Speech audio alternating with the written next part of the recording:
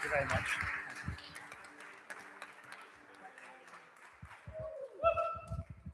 Well, good morning, everyone. Yeah, so my name's Dave, and the surname is a bit unusual. It's Bowzler. If you think of B-O-W-L, bowl, then Zer. There are here some unusual pronunciations from various people, but just think of bowl, sir, and that's it. Or Dave, that's fine. But you can see that I took advantage of the fountain step to get nearer Caleb's height that day. We had some great memories of Caleb and Deb's having dinner in their house or their apartment as the bushfire smoke was blowing in from the mountain that day. There are lots of bushfires in Cape Town. So we go outside and there's all the smoke and it was all quite interesting and yeah, quite odd. One day Caleb says to me, Dave, should we walk up Table Mountain? And I said, yeah, okay. He said to me, I found the easy route. I don't know what the easy route was like. Maybe the cable car. But we didn't do the cable car. We went up this route that did this, and it was, I don't know, 2000. It seems, I don't know if that's right or not, but it seemed a long way up on a really hot day, and I held them back. But thanks for going slow for me. It's so good. And another sort of, I did a road trip to Berlin a while ago to drop some people, and collect some stuff from Berlin, but we went out with an empty van. And Caleb said, could you load the van up with all our belongings? So we drove out to Berlin. We found like a motorway service station, but without the service station, north of Berlin. And we met Caleb's dad. I forget, Henrik, that's it. It did come back to him in the end. Big moustache, I seem to recall. Anyway, I turn up in this car park or this place with the van and waiting for Henrik to turn up. And then this other truck turns up with a big white cage in the back, and all these men get out with high-vis jackets on. And then I start to unload our van. I think that they were thinking that I was going to do sort of a bit of fly tipping, because I'm getting out all these black bags, all these boxes, and there's a big pile of stuff. I'm sorry, but it could have looked like rubbish, but it wasn't rubbish. It was their stuff. But I actually got to them. They set up home. And they're going and they're launching. I don't know about you, but I feel as though there's a mission trip coming. Who's up over to Poland? There's a few of you. Fantastic. Yeah, I got the privilege of sharing with you today. I've got to now find the notes. Oh, where have they gone? There we are. Good, got them. So I was thinking about confidence. And the one Chris said to me, do you fancy sharing, Dave? No. But I did feel the Holy Spirit say to me that I should, so I will. It's not my favorite pastime. I was talking to Erin yesterday, and I thought it was 18 years since I probably preached. She thought 15. Sort of recollections vary, or some famous lady once said. But yeah, it's a long time, so it's not my favorite thing. And then one Christian set out the who wants to do what in church, the volunteer, the areas of all the front stuff. I said no to. I didn't want to do it. Anything in the background that's where I like to be. But hey, who's up for a challenge? Come on. I used to work in construction for many years with a guy here called Jake, and he's in the midst of, I can't see him. He and I did some work on this building. We had scaffold in here, we had insulation, putting up in the roof, we put underfloor heating in. We did loads of stuff here. And there was a point in my life when I felt the Holy Spirit challenging me to change jobs. And so I was thinking, what could I do? I wanted to work with people. And I thought, okay, old folks home, maybe, I don't know what it could be. But I was talking to a friend and she said to me, have a chat to this person. And I ended up working in a school. And some of the people that I work with, or one of the persons is here with some other people at the school, incredible people. I wanted to work with people, not buildings. Bit of a change. But to get a job, you need to fill in an application form. But you've also got to write up a CV. Who's done a CV here? Probably most of you. And if you haven't done a CV or written one out, then you're going to. It's like taxes. It's an inevitability. It's going to happen. You've got to write your CV. So I wrote mine out. And then I found the job that I wanted to go for. Then I realized that my CV didn't fit the job. So then I have to rewrite the CV. And how long does that take? It takes hours and hours and hours. And then I get the application form and I read it through. And then it isn't just sort of, you've got to go through their checklist. How many hours is that? So it's hard. So CVs, tough going. Then when you've done your CV, you've got to find referees. Who's going to write a reference for you? Well, these two have been my go-to people for references. And when I am allowed to read some of them, because you send them to me, I think, wow, that is so good. You can do the next one. It's tough going, isn't it? And I find this thing called ChatGTP, or how you say it, really useful, because they do load the job application into it. Then I put my CV into it. And then I say, can you write me a CV? And out it comes. And I have to read it through to get rid of all the Zs and all the bits and pieces that are not quite right. And I get a CV. And then I say to it, well, could you interview me? Could you ask me questions? And so it gives me the questions that I might be asked. And I went for an interview a while ago, and I sat for 3 hours in this interview talking to this guy and the team and all the people in the room. And it was 3 hours worth, and we walked around the school and we looked at stuff, figured stuff out, and all. And I come away, yeah, we're going to let you know by Friday. Friday came, didn't let me know. I had a message to say, we're going to tell you after half term. I got a week off, and then I have to find out. Then he said, you need now to come back for a further 2-hour interview. Well, it wasn't 2 hour, it was a 2-hour interview. They didn't say that. I sit in the room, and there are these students in front of me, and the students were going to ask me questions. And one of them said to me, if you have to choose one or the other. If you could choose £1 million or listen to Jay-Z, what would you choose? And I thought ChatGTP didn't tell me that question. So I'm thinking, Jay-Z, who is this? I'm assuming it's a guy with J, because the only J I know is male. I'm thinking Z may be American, could be, probably a singer, and probably music I don't like. So I did think that anyone with a Z in their surname could be okay, or haven't listened to them, maybe. But I didn't sort of, maybe stuff I don't like about him. I just don't know who he is. I chose £1 million. I said to the chap afterwards, at the end of the interview, this lad, did I choose right? He said, yes. And the thing is, I got the job. Fantastic. It is. It is. I didn't take the job, but I got the job. Stayed where it was. But sometimes when you go for the interview, I picked the interview idea or job, the thing is that it's very intense for a short time. I'm typing this thing out. I attach to the idea. I think about what it would be like in the place. I'm going through the motions. Have I right? Is this information correct? Am I sort of bigging myself up? Am I underselling myself? And I'm sort of invested in the process, and I'm thinking, I wouldn't want to do it. I think it'd be really good. But most of the jobs that I've gone for, I didn't get. And that's just how it is. You were far. I met a guy a while ago, and I was talking to him, and he said to me, well, I've gone for 750 jobs, and maybe in 2 years. And I thought, how do you do that? How do you cope with all those rejections?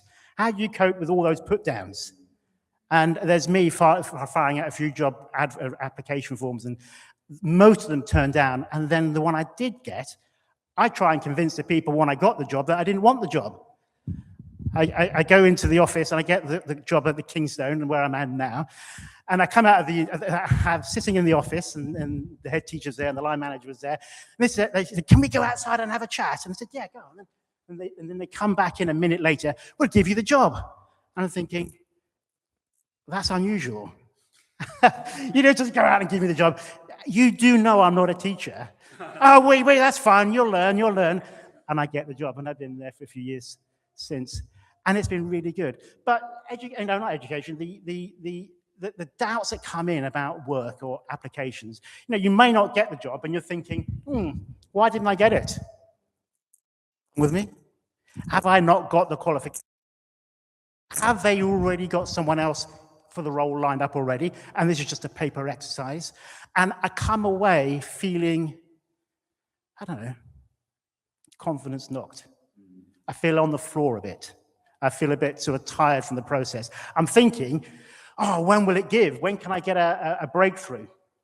And I'm thinking, life is like trouble after trouble. Your car breaks, this breaks, that breaks, the boiler breaks, The landlord says, I'm selling the house, or the factory closes where you're working, or the kids are not well, or there's something goes on. And Jesus sort of says in John 16, he says, in this world, you're going to have trouble. That's just how it is. There is trouble. And it seems almost like weekly or daily. Sales aren't so strong. This isn't so good. I don't know. You just fill in the blanks. Life at times is tough going. So I watched, did anyone here watch The Traitors? No, some of you hate it, some of you love it. I watched the last episode, last series, and then there was a lady on there who was a police officer, a retired police officer, and I didn't quite like the individual that much. I don't know, something about her that didn't sort of float my boat. But she wasn't a traitor, she was a faithful, and she got voted off. Do you remember this? Yeah. And she said something like this at the end, that when the tide turned against her and she was voted off, she said it destroys you when the mood in the room turns against you. Anyone experience that? When you're in a situation, in a workplace, a school place, environment, friends, and suddenly the mood of the room is against you. And as far as she said, or could tell, she didn't do anything particularly wrong. It was just, or perhaps she did. I think she's a bit of a shocker, wasn't she? The mood turns against you. And that's how life is. And so as characters in the Bible, we've heard about Hannah from Naomi the other week, about how she struggled with this idea of conception and having a son.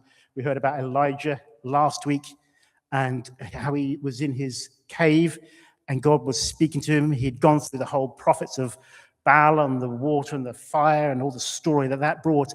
He left, battered, confidence on the floor, emotional time overloaded. He couldn't cope.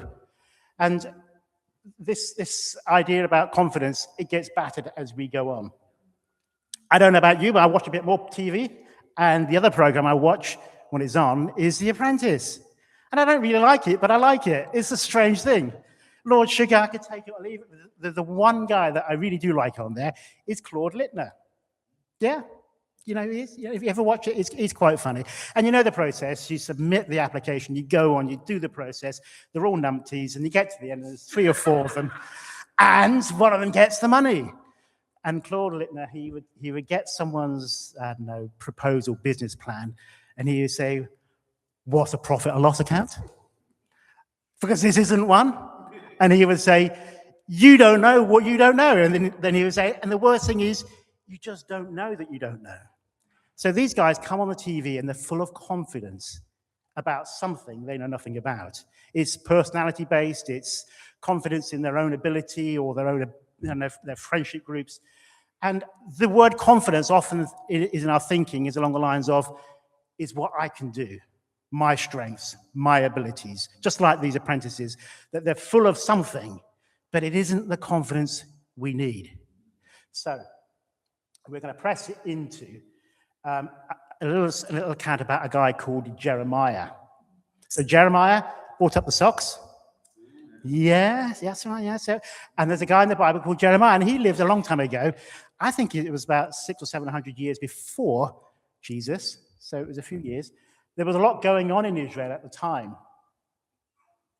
The threat of Babylon was growing over in the east. Babylon was getting stronger. Israel was over here. It was suffering from poor leadership. It was suffering from poor leadership. Spirituality was crashing. And Jeremiah was called by God to speak into Israel and what was going on. There was one good king, I think it was Josiah, and then there were 2 more bad ones. But the whole country was just sliding into sin. And Babylon was growing. And Jeremiah, he said in Jeremiah 20, which isn't there yet. That's good, not yet. Jeremiah 20, 14, he says this, cursed, this is the wrong, if you put the slide up, can you just wait a sec? That's the next one. Jeremiah 20, 14 says, cursed was the day I was born. May the day my mother bore me was not blessed. And cursed was a man who brought my father the news of my birth. I mean, that was really heavy stuff. Why would he be saying stuff like that? And he could sense that, I mean, his life was terrible. His life was hard. He was imprisoned. He was rejected. He struggled emotionally, just like Elijah. He was saying some really deep, hurtful stuff about his friends and family, I guess it sounded like. He didn't want to be there.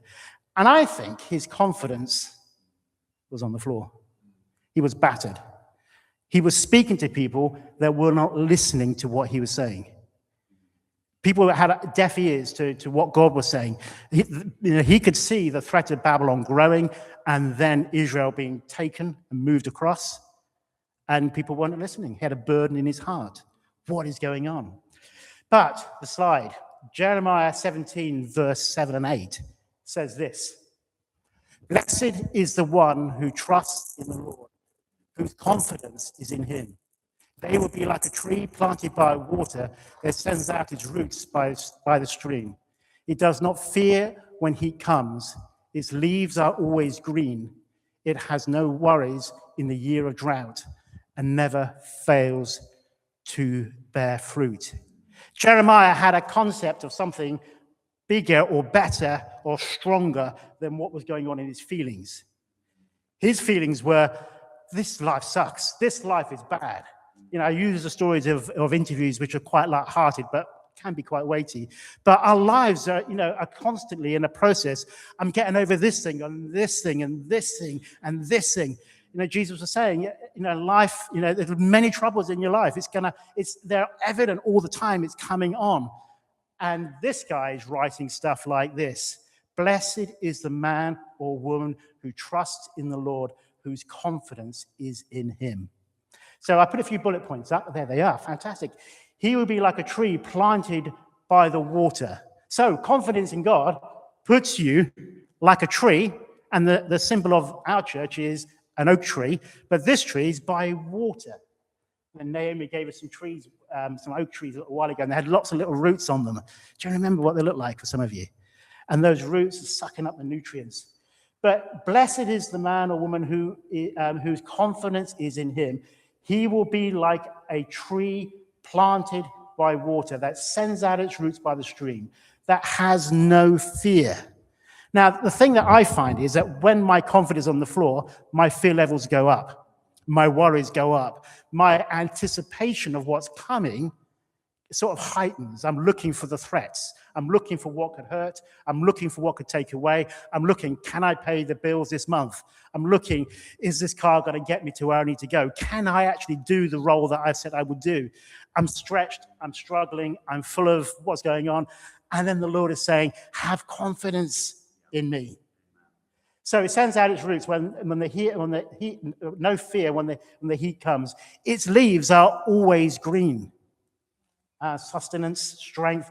It has no worries of the year of drought, and it never fails to bear fruit. So, guys, I was just thinking, Jeremiah, he struggled. He was saying some crazy stuff about cursed this and cursed that, but yet he penned this a few chapters before. He knew something of God that we could learn. Confidence in the living God. So, I want to get you to close your eyes, and I'm just going to read that again. I just want you to think and hear and maybe even just mull over that verse. But blessed is the one who trusts in the Lord, whose confidence is in him. They will be like a tree planted by the water that sends out its roots by the stream. It does not fear when the heat comes. Its leaves are always green. It has no worries in the year of drought, and never fails to bear fruit. Lord, I pray that these verses sink into our thoughts. I pray that these verses work into our lives. I pray that these verses alter our perception or our understanding of who you are. You are the God who wants to root us. You are the God that wants to nourish us. You are the God that wants to lead us into a place so we have no fear of heat, we have no fear of drought, and that we will always bear fruit. So confidence here in Jeremiah talks about this: security, trust. There's a sense of being secure where you're anchored, or anchored in God, and to feel safe and carefree. So when you look at the Hebrew, it come up with these sort of descriptive phrases of what the word means. To be carefree. I mean, that's great fun, isn't it? Carefree in a political climate that we're in as a country. Carefree when we have threats of harm against our country from people. We have peace when the political system seems to be stretched. Peace when costs have gone up, and bills and just like fuel now. It all adds into the robbery of confidence, but carefree in the middle of the stretch, to feel safe, to have confidence and being secure, to trust and security. So this idea of trust is believing that God has got your case. God may not take you out of the difficult situation you're in, but he may do. But while you're in the stretch, he's saying, I'm going to be with you. Sometimes, work colleagues, or maybe your manager, or maybe, I don't know, what it could be. Could be the CCJ that's just landed on your letterbox. It could be the court case. It could be the divorce. It could be the separation. It could be the bereavement. What are the things going on in your lives that have robbed you and stolen? I remember standing in a court one day, and I had to swear on the Bible, and I was so thankful the Bible was there. And the guy read a phrase out to me, and he says, do you say that this is true, or something like that? And I thought, I had peace because God was with me in the moment.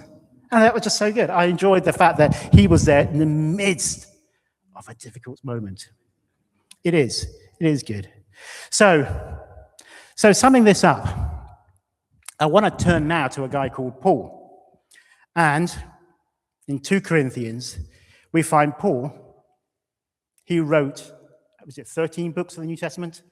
Maybe 14 if you included Hebrews, I don't know. But at least 13. I don't think he wrote Hebrews. I counted that out. He was writing to his friends in Corinth. Corinth was a Greek city. He'd started church there maybe 3, 4, 5 years beforehand. He was starting to face fierce resistance from the people in the church that he'd planted.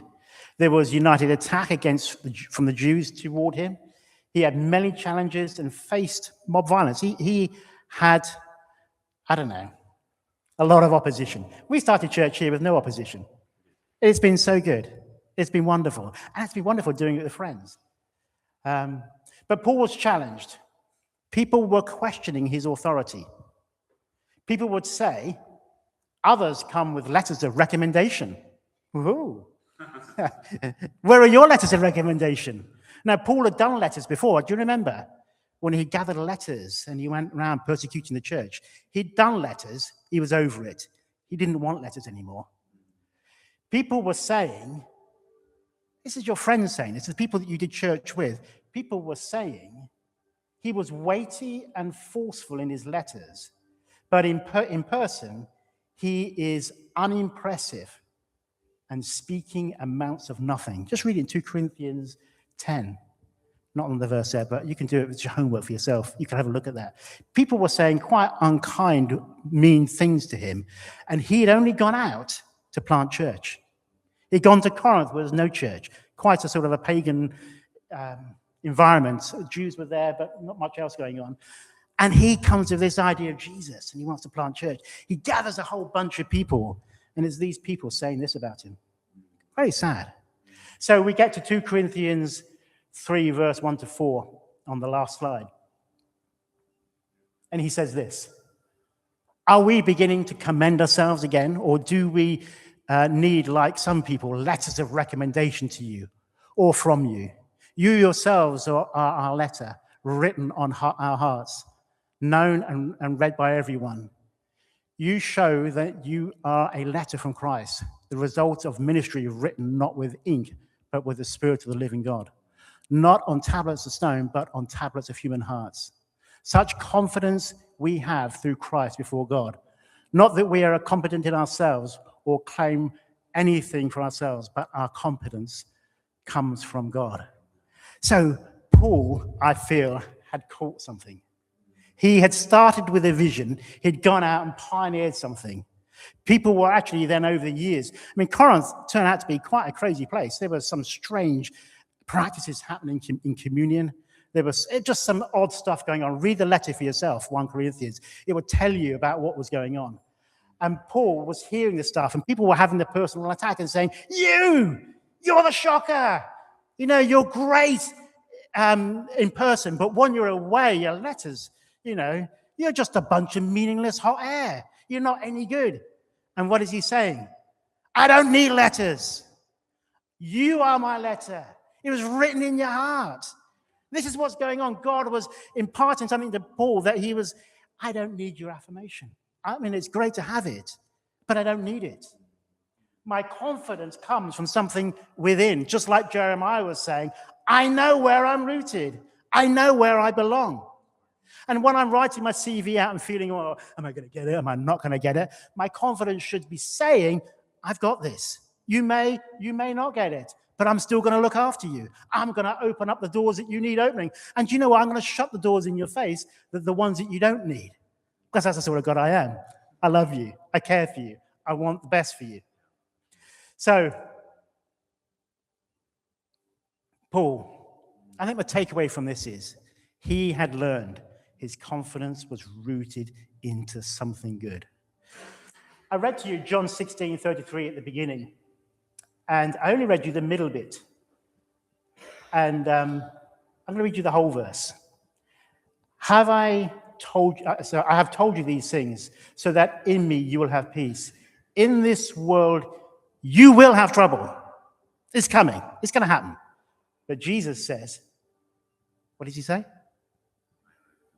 Yeah, almost. He says, take heart. The NRV says this. Take heart. I have overcome the world. Doesn't that bring you confidence? That the person that just spoke out the universe into being and it happened is saying, Ian, I've got next week. I've got it. Molly, I've got your week sorted. Matt and Scarlett, you're in hospital this week. I've got it sorted. I'm with you in the process.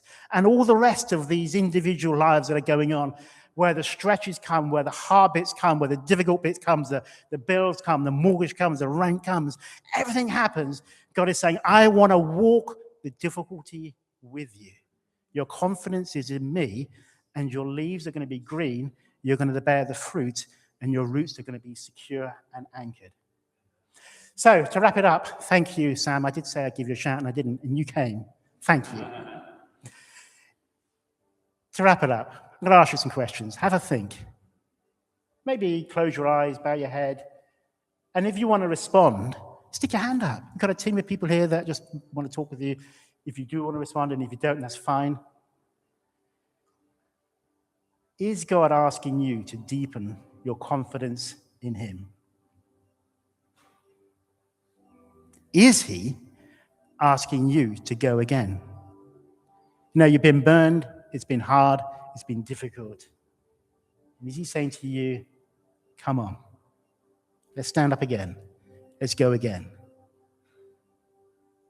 Maybe he's asking you to let go of the things you're confident in and say, trust me. You can take my hand. We can do this walk together, take this journey together.